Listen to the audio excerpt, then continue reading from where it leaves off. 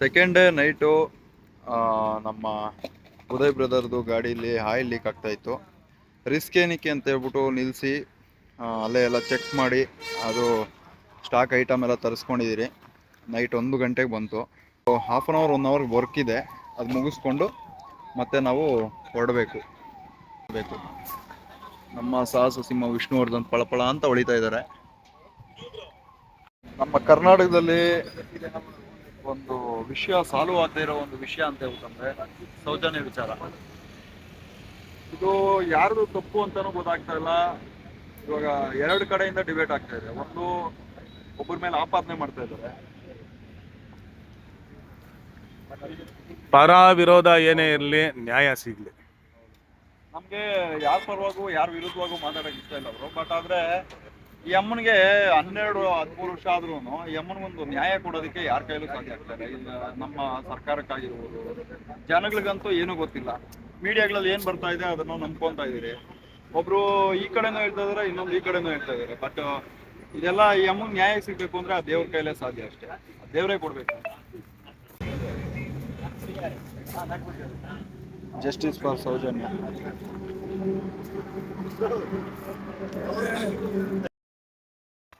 ಸುಮಾರು ಒಂದು 15 kilometre MD Uday ಬ್ರೋನ ಟೋ ಮಾಡಿಕೊಂಡೆ ಗ್ಯಾರೇಜ್ ಹತ್ರಕ್ಕೆ ಹೋದ್ವಿ. ಗ್ಯಾರೇಜ್ ಹತ್ರ ಹೋದ್ಮೇಲೆ ಈಗ ಗ್ಯಾರೇಜಿಗೆ ಬಂದಿದ್ದೀರಿ. ಆಲ್ಮೋಸ್ಟ್ ನನ್ನ ಗಾಡಿನೂ ಸಹ ಆಯಿಲ್ ಒಂಚೂರು ಚೆಕ್ ಮಾಡೋಣ ಅಂತ ಹೇಳ್ಬಿಟ್ಟು ಬಂದು ಇಳಿಸಿದ್ದೀನಿ. ಎಲ್ಲ ಲೀಕ್ ಆಗ್ತಾ ಇದೆ.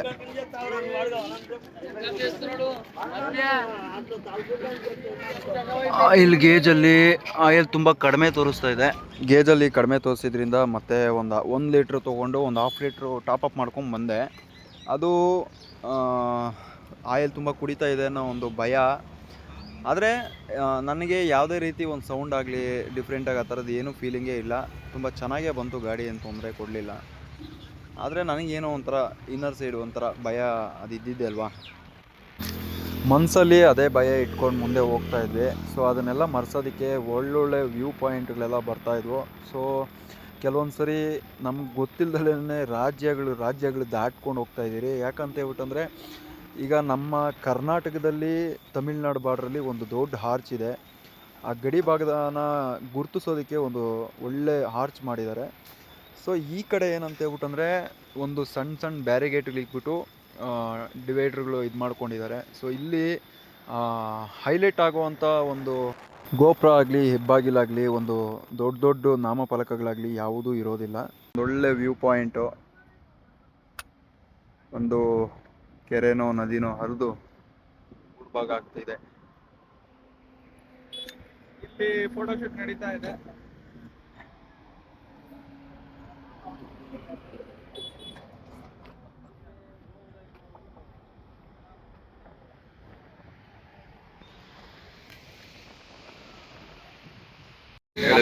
ಜನ ಸೈಕ್ ಆಗ್ಬಿಟ್ಟವ್ರೆ. ಎಲ್ಲಿ ನೋಡಿದ್ರು ಹೈದರಾಬಾದ್ ನೋಡಿದ್ರು, ಎಲ್ಲಿ ನೋಡಿದ್ರು, ಮತ್ತೆ ನಾಗ್ಪುರಲ್ಲಿ ನೋಡಿದ್ರು, ಬೈಕ್ ನೋಡಿದ್ರೆ ಫುಲ್ ಸೈಕ್ ಆಗ್ತಾ ಇದಾರೆ. ಏನ್ ಬೈಕಲ್ಲಿ ಹೋಗ್ತಾ ಇದ್ರ ನೀವು ಅಂತ ಹೇಳ್ಬಿಟ್ಟು.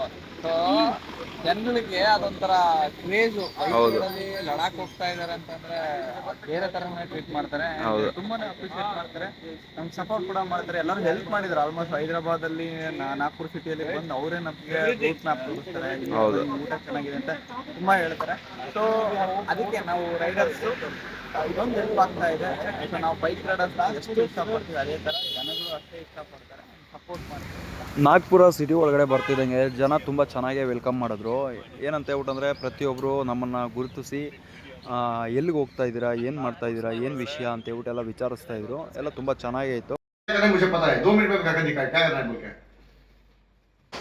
ನೈಟು ಒಂದು ಕಡೆ ರೂಮ್ ಮಾಡಿದ್ವಿ. ಸೊ ಅದ್ರ ಒಳಗಡೆ ಸಿಕ್ಕಾಪಟ್ಟೆ ಗಲೀಜಿತ್ತು, ಕೇಳಿದ್ದಕ್ಕೆ ಸರಿಯಾಗಿ ರೆಸ್ಪಾಂಡ್ ಇರಲಿಲ್ಲ. ಸೊ ಬೇರೆ ಕಡೆ ಬಂದು ರೂಮ್ ಮಾಡಿ ಮತ್ತೆ ಬೆಳಗ್ಗೆ ಮತ್ತೆ ಹೊರಟಿದ್ದೀವಿ ನಾವು. ಸೊ ರೈಡ್ ಹೊರಟಾಗಿಂದ 3ನೇ ಫುಲ್ ಟೈಮ್ ಮಾಡಿಸಿದಾಯಿತು. ಮತ್ತು ಅಲ್ಲಿಂದ ಹೊರಟಾಗ ಸುಮಾರು ದೂರ ಹೋದ್ಮೇಲೆ ತುಂಬ ಒಳ್ಳೆ ಲೊಕೇಶನ್ ಸಿಕ್ತು. ಆ ಕಡೆ ಈ ಕಡೆ ಲೆಫ್ಟು ರೈಟು ಕಂಪ್ಲೀಟಾಗಿ ಒಳ್ಳೆ ಗ್ರೀನರಿ, ಆಮೇಲೆ ರಸ್ತೆ ಸಹ ಸಾಫ್ಟಾಗಿತ್ತು, ತುಂಬ ಚೆನ್ನಾಗಿತ್ತು. ಬರಬೇಕಾದ್ರೆ ದೇವಸ್ಥಾನಕ್ಕೆ ಹೋಗಿರಲಿಲ್ಲ, ಆಚೆಯಿಂದನೇ ಬಂದ್ಬಿಟ್ಟಿದ್ವಿ. ಯಾಕೋ ಒಂಥರ ನೆಗೆಟಿವ್ ಅನಿಸ್ತಾಯಿತ್ತು. ಸೊ ಈಗ ಇಲ್ಲಿ ಆನ್ ದಿ ವೇನಲ್ಲಿ ಒಂದು ದೇವಸ್ಥಾನ, 4th ಡೇ. ಹಾಗಾಗಿ ದೇವಸ್ಥಾನಕ್ಕೆ ಹೋಗಿ ದರ್ಶನ ಮಾಡ್ಕೊಂಡು ಹೋಗೋಣ ಅಂತೇಳಿ ಮೊದಲನೇದಾಗಿ ನಮ್ಮ ಗಣಪತಿ ಆಶೀರ್ವಾದ ಸಿಕ್ತು. ಮಾತೆ ಎಲ್ಲ ದೇವರುಗಳ್ನು ಒಂದೇ ಜಾಗದಲ್ಲಿ ಪ್ರತಿಷ್ಠಾಪನೆ ಮಾಡಿಬಿಟ್ಟಿದ್ದಾರೆ. ಸಾಕ್ಷಾತ್ ಚಾಮುಂಡೇಶ್ವರಿನೇ ಕಂಡಂಗಾಯಿತು. ಅದಾದಮೇಲೆ ಮತ್ತೆ ಒಂದೊಳ್ಳೆ ತುಂಬ ಸುಂದರವಾಗಿರೋ ಒಂದು ಲೊಕೇಶನ್ ಬಂದ್ವಿ. ಆ ಬ್ಯಾಕ್ಗ್ರೌಂಡು, ಆ ವ್ಯೂ ಆಗಿದೆ ಅಂತ ಹೇಳ್ಬೇಕಂದ್ರೆ ಒಂಥರ ಬೇರೆ ಒಂದು ಶೂಟಿಂಗ್ ಸ್ಪಾಟ್ಗೆ ಬಂದಂಗೆ ಆಯಿತು. ನನಗೆ ತುಂಬ ಒಳ್ಳೆ ಫುಟೇಜ್ಗಳೆಲ್ಲ ಸಿಕ್ತು.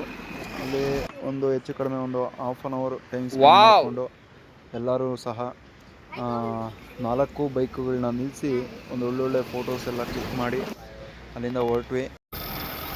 ಈ ಜಾಗ ಬರ್ತಿದ್ದಂಗೆ ನನಗೊಂದು ಅನಿಸಿದೆ, ಏನಂತ ಹೇಳ್ಬಿಟ್ಟಂದರೆ ಇದು ಎಲ್ಲೋ ಒಂದು ಕಡೆ ನಮ್ಮ ಮಡಿಕೇರಿ ಆಮೇಲೆ ಶಿವಮೊಗ್ಗ ಈ ಕಡೆ ಇರೋ ಒಂದು ವೆದರು ನಮಗೆ ಮತ್ತೆ ಸಿಕ್ತು. 1500-600 ಕಿಲೋಮೀಟ್ರ್ ಆದಮೇಲೆ ಈ ಥರದ ವೆದರ್ ನಮಗೆ ಕಾಣಿಸಿದ್ದು. ಆಮೇಲೆ ಇಲ್ಲಿ ಏನಂತ ಹೇಳ್ಬಿಟ್ಟಂದರೆ ಸಿಕ್ಕಾಬಡೆ ಹಸುಗಳನ್ನ ಸಾಕ್ತಾರೆ. ಆಮೇಲೆ ಅಂದರೆ ಯಾವುದಕ್ಕೂ ದಾರ ಬಿಟ್ಬಿಟ್ಟಿರ್ತಾರೆ, ರೋಡಲ್ಲೇ ಇರ್ತವೆ. ಬಟ್ ಅದೊಂದು ಫಾಲ್ಟ್ ಏನಂತ ಹೇಳ್ಬಿಟ್ಟಂದರೆ ರೋಡ್ಗಳಲ್ಲಿ ಹಸುಗಳು ನಿಂತಿರ್ತವೆ. ಡ್ರೈವ್ ಮಾಡ್ಬೇಕಾದ್ರೆ ಸೇಫಾಗಿ ಡ್ರೈವ್ ಮಾಡಬೇಕು. ಸೊ ಈ ಜಾಗ ಅಂತ ಹೇಳ್ಬಿಟ್ಟು ಅಂತೂ ಸಿಕ್ಕಾಬಡೆ ಸಖತ್ತಾಗಿದೆ. ಒಂಥರ ಊಟಿ ಫೀಲ್ ಕೊಟ್ಬಿಡ್ತು ಈ ಜಾಗ, ತುಂಬಾ ಚೆನ್ನಾಗಿತ್ತು. ಅಲ್ಲಿ ಒಂದು ಕಡೆ ಡಾಬಾದಲ್ಲಿ ನೋಡಿ, ಇದು ಆಮೆಗಳು ಏನು ಸಕ್ಕತ್ತಾಗಿದ್ದಾವೆ ಅಂದರೆ ತುಂಬ ನೀಟಾಗಿ ಮೇಂಟೈನ್ ಮಾಡಿದ್ದಾರೆ. ಬಟ್ ಬರೀ ನೀರಲ್ಲೇ ಇದ್ದರೆ ಅವಕ್ಕೆಗಳಿಗೆ ಕಷ್ಟ ಆಗುತ್ತೆ. ಬಟ್ ತುಂಬ ಮುದ್ದಾಗಿದ್ದಾವೆ. ಕೈ ಯಾವ ಕಡೆ ಮೂವ್ಮೆಂಟ್ ಕೊಟ್ಟರೆ ಆ ಕಡೆ ಪಾಸ್ ಆಗ್ತವೆ ನೋಡಿ. ಕೆಳಗಡೆ ಬರುತ್ತೆ, ಹಿಂಗೆ ಬಂದರೆ ಈ ಕಡೆ ಬರುತ್ತೆ. ಮೈ ಗಾಡ್, ಇವತ್ತು 5ನೇ ದಿನ. ಇನ್ನು ನಾವು ಸಾಗರ್ ಹತ್ರ ಇದ್ದೀರಿ. 5th ಡೇ ಆದರೂ ನಾವು ಡೆಲ್ಲಿ ರೀಚ್ ಆಗೋಣ ಅಂತ ಪ್ಲಾನ್ ಮಾಡಿದ್ದೀರಿ. ಹೋಗೋಣ, ಲೆಟ್ಸ್ ಮೂವ್.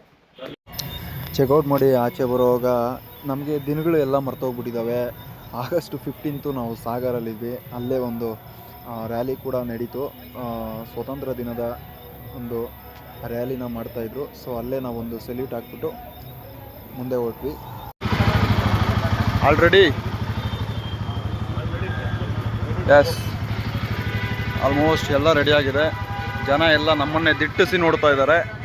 ಏನಕ್ಕೆ ಅಂತಂದರೆ ನಾವೇ ಸ್ವಲ್ಪ ವಿಚಿತ್ರವಾಗಿ ಕಾಣಿಸ್ತಾ ಇದ್ದೀರಿ ಇವ್ರಿಗೆ, ಬಟ್ ನಮ್ಮ ಕಣ್ಣುಗಳಿಗೆ ಅವರು ವಿಚಿತ್ರವಾಗಿ ಕಾಣಿಸ್ತಾ ಇದ್ದಾರೆ.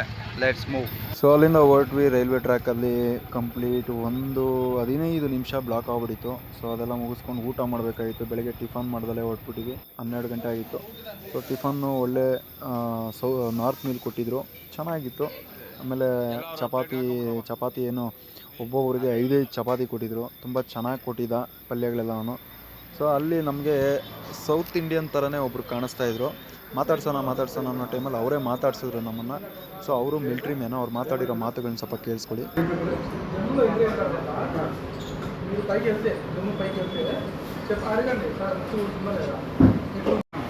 బస్ స్టాండ్ వెళ్ళాం టీ తాకమనేసి బస్ స్టాండ్ లోపల బండి చేస్తున్నాము. ఆర్బీఐ బోర్డు వేసి బ్లాక్ కలర్ కార్లో వచ్చేసి బండి లాక్ వేసి దిగేసి ఎవర్రా అది అదెవర్రా అట్లా అట్లాంటి కొట్లాడుతున్నాం. ಒಂದು 10 ನಿಮಿಷ ಅವ್ರ ಜೊತೆಲಿ ಚೆನ್ನಾಗಿ ಮಾತಾಡ್ಕೊಂಡಿದ್ವಿ. ಸೊ ಅಷ್ಟರಲ್ಲೇ ಅವರು ತುಂಬ ಒಳ್ಳೆ ಕ್ಲೋಸ್ ಫ್ರೆಂಡ್ ಆದರು.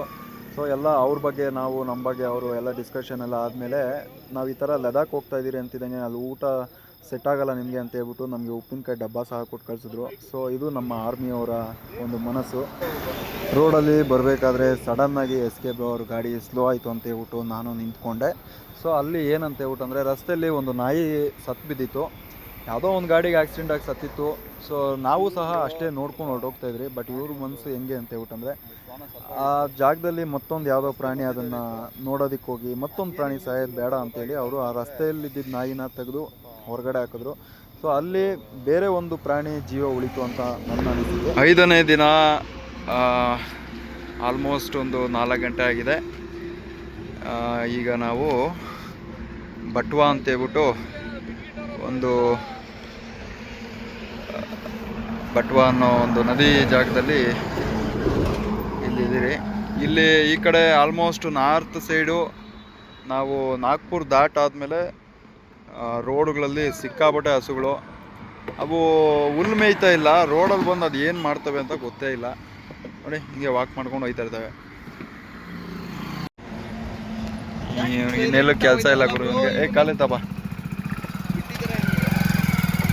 ಝಾನ್ಸಿ ಹತ್ರ ಟೀ ಕುಡಿಯೋಣ ಅಂತ ನಿಲ್ಸಿದ್ದೀವಿ. ಸೊ ಇಲ್ಲಿ ಬೈಕ್ ಕ್ರೇಜ್ ಇರೋ ಹುಡುಗರು ಪಾಪ ಸೆಲ್ಫಿ ತೊಗೊತಾ ಇದ್ದಾರೆ. ನೀನು ತೊಗೊತಾ ಇದೆಯಾ?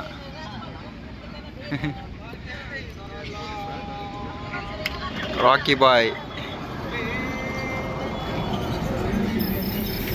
ನಮ್ಮ MD ಅಪರಾಜಿತ್ ಅವರು ಏನು ಮಾಡಿದ್ರು ಅಂದರೆ ಗೂಗಲಲ್ಲಿ ರೂಟ್ ಹುಡ್ಕಿದ್ರು. ಸೊ ಅದು ತುಂಬ ಚಿಕ್ಕ ರೋಡು, ಹಳ್ಳಿ ಒಳಗಡೆ ಕರ್ಕೊಂಡೋಗ್ಬಿಡ್ತು. ಆ ರೋಡಲ್ಲಿ ಸಿಕ್ಕಾಬಟ್ಟೆ ಗುಂಡಿಗಳು ಮತ್ತು ಹಳ್ಳಿ ಒಳಗಡೆ ಕರ್ಕೊಂಡೋಗ್ಬಿಟ್ಟಿದ್ದಾರೆ. ಜನ, ಹಸುಗಳು, ಕರುಗಳು, ನಾಯಿಗಳು ಎಲ್ಲ ಸಿಕ್ಕಿದ್ವು. ಶಿವು ಅವ್ರದ್ದು ಎಷ್ಟು 1010 ಹಾಕ್ಸಿದ್ದಾರೆ.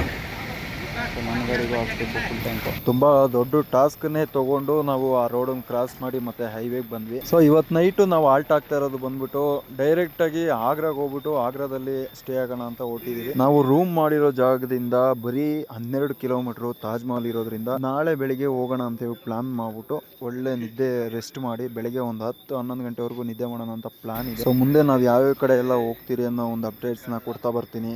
Take care, bye bye, good night.